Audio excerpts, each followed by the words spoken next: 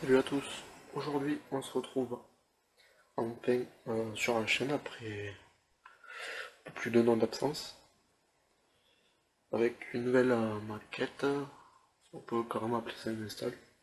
Donc vous avez pu voir dans la dernière vidéo que j'ai installé un petit clapet de feu. J'ai enlevé ça, hop, c'est juste un morceau d'étiquette qui reste. C'est des étiquettes qu'on colle en fonction. Avec mes clés.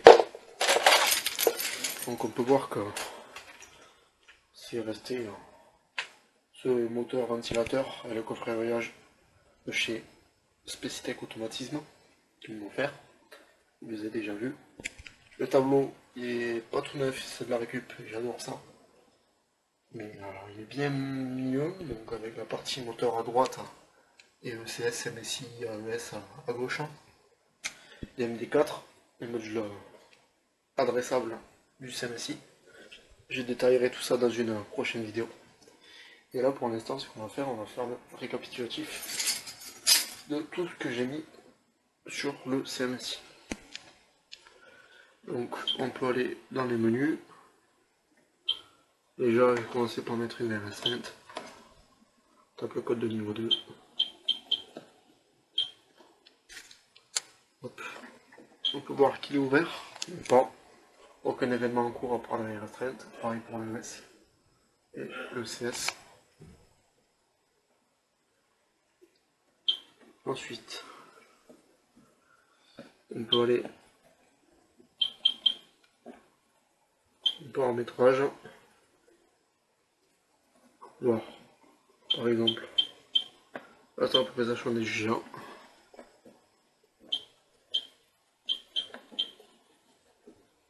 On peut voir que j'ai temporisé 1 minute 50.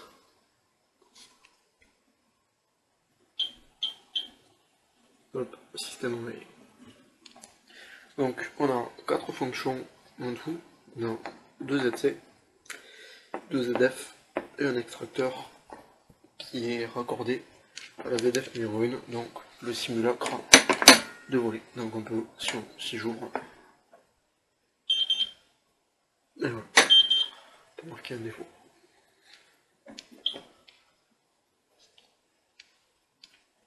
Donc 2 ZF, 2 ZC, 2 ports coupe-feu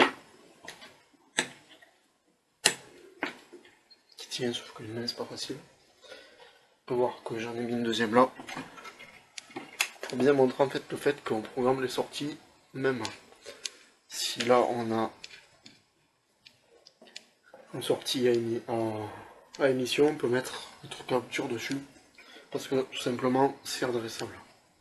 Donc là on a une sortie émission pour piloter le clapet, une sortie à rupture pour piloter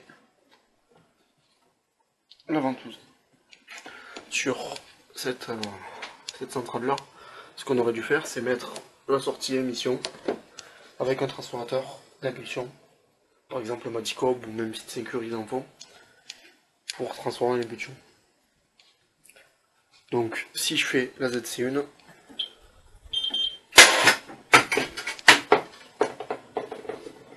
on peut voir qu'il y a un porte-feu qui tombe et que le clapet s'est fermé. Pareil, hop, réarmement. Alors pour des raisons de praticité, j'ai mis le réarmement du coffret. C'est normal, on a un clapet qui ferme. J'ai mis le réarmement du coffret à voyage sur une sortie qui est pilotée pendant le réarmement du CMSI. Et ce bouton réarmement, par l'intermédiaire des MD4, sert au réarmement du clapet. Si je le tiens,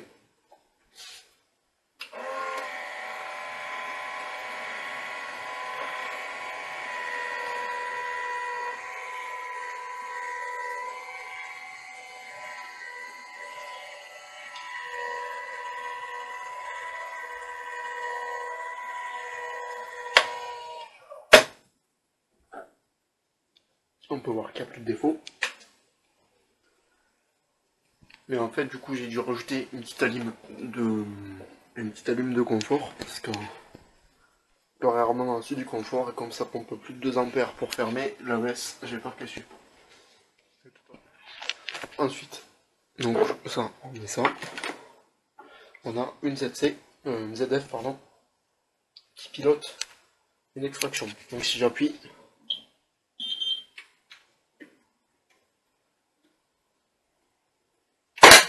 le volet s'ouvre et la tourelle part.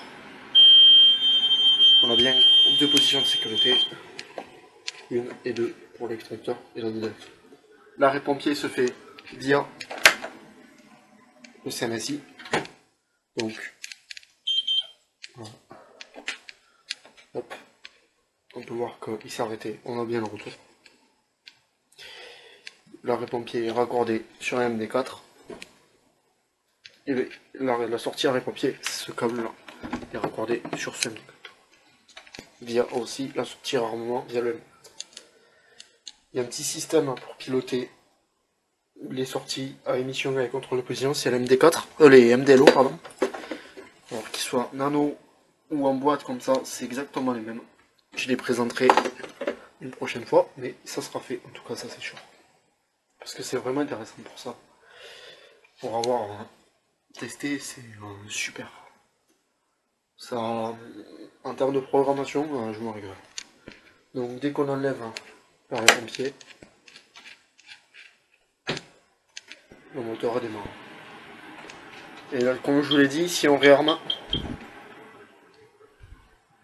le moteur, il va se réarmer tout seul.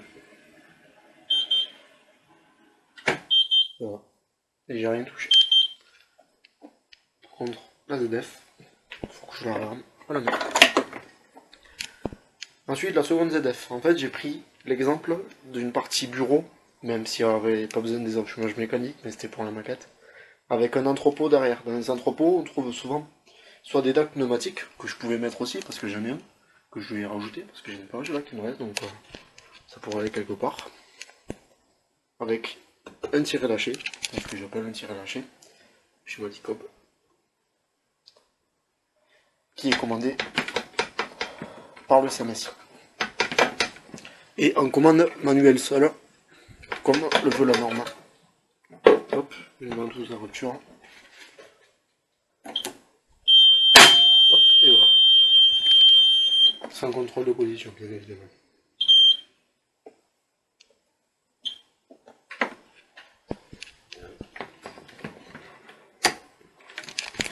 Si j'arrive à remonter, j'y arriverai pas une main, c'est trop dur. Normalement, on vient avec la manivelle faire levier, comme c'est marqué là. Donc cette partie là, c'est un peu la partie locale technique avec le coffret. Je tiens à préciser que dans cette configuration là, normalement, le coffret n'aurait pas eu besoin d'un interrupteur à proximité, il aurait dû se trouver ici. Mais je fais avec ce que j'ai, et comme j'adore ce coffret, je l'ai gardé. Donc ça c'est le MD4 commande le coffret. Là on a un MD4 relais, donc c'est que des relais, c'est que des contacts secs pour piloter CTA, l'arrêt CTA, tous les fonctions aveugles que j'ai là-dessus. On peut aussi piloter les NSA, les non-stop ascenseurs, en fonction des zones sinistrées sur les bâtiments à plusieurs étages. Dans une autre vidéo, on fera une autre programmation pour tester les interverrouillages aussi entre les ZF. Ça pourrait être pas mal. Aussi, pour l'UGA, aussi, ça serait... il va y avoir une tonne de vidéos à faire, je vais m'amuser, je vais me régaler. J'adore toujours ça, c'est toujours ma passion de toute façon. Et aussi, on a une MEE, ça je vous expliquerai, je vais vous l'expliquer tout de suite. En fait, ça gère une sortie de l'AES et le relier à l'entrée de la MEE. Et en fait, la MEE va créer une boucle qui va parcourir tous les coffrets et qui va lui revenir. En gros, c'est la boucle de le bus de puissance. Voilà à quoi sert la MEE. Donc sur cette maquette, j'ai 5 MD4, donc un relais, celui-là en bas là-bas, qui sont commandés par 11 zones au niveau de l'ECS. On peut les identifier ici.